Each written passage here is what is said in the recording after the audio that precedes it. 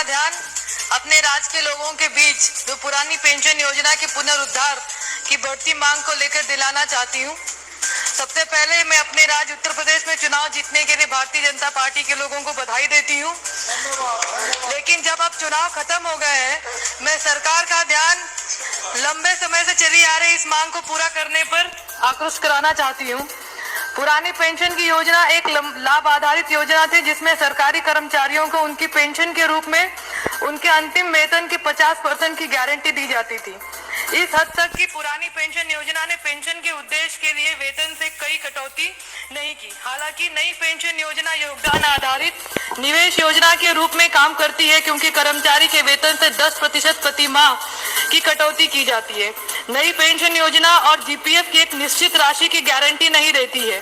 बाजार से जुड़े होने के कारण यह आर्थिक झटके के प्रति अधिक संवेदनशील है। आज वैश्विक अर्थव्यवस्था की अनिश्चित स्थिति को देखते हुए पुरानी पेंशन राज्य के सरकारी कर्मचारियों के लिए एक बहुत आवश्यक सुरक्षा जाल के रूप में काम करेगी।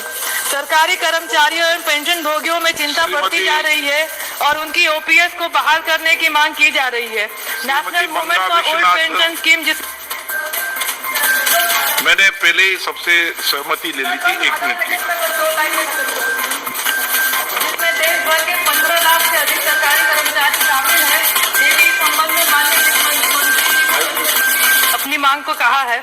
उपरोक्त मामले को देखते हुए मैं कार्मिक मंत्री, लोक शिकायत और पेंशन मंत्री जी से अनुरोध करती हूं कि पेंशन बहाल पुरानी पेंशन की स्कीम को बहाल किया जाए, जिससे सरकारी कर्मचारियों को इसका लाभ मिल सके। आपने 600 रुपए पेंशन निर्धारित हुई। 600 रुपए पेंशन में क्या वो अपना जीवन यापन कर लेगा? आखिरकार पेंशन सभी को चाहिए, चाहे लोकसभा में हो, चाहे विधानसभा में हो, विधान परिषद में हो, पेंशन तो सबको चाहिए। तो पेंशन कर्मचारी और शिक्षक को क्यों नहीं चाहिए? पेंशन उनका अधिकार है और नवीन पेंशन छलावा है।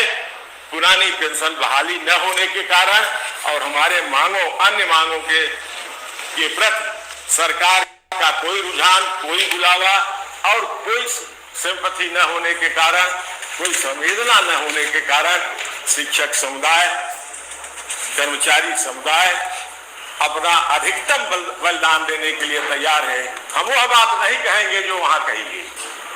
उस बात से मैं गैर राजनीतिक दल होने के कारण राजनीति की बात नहीं करूंगा, लेकिन इतना जरूर कहूंगा कि शिक्षक और कर्मचारी इस प्रदेश का बलिदान देने के तैयार है। आप उसका एहसास नहीं कर पा रहे। एहसास करिए मान्यवर, वार्ता की मेज पर बुलाइए, अन्य छोटी मोटी समस्याओं का हल निकालिए और पुरानी पेंशन कैसे लागू हो इस पर भी चर्चा करिए। तभी इस प्रदेश का शिक्षक और कर्मचारी आपको आशीर्वाद देगा।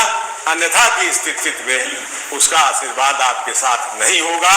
ये आज आपको अवगत करा दे रहा हूं।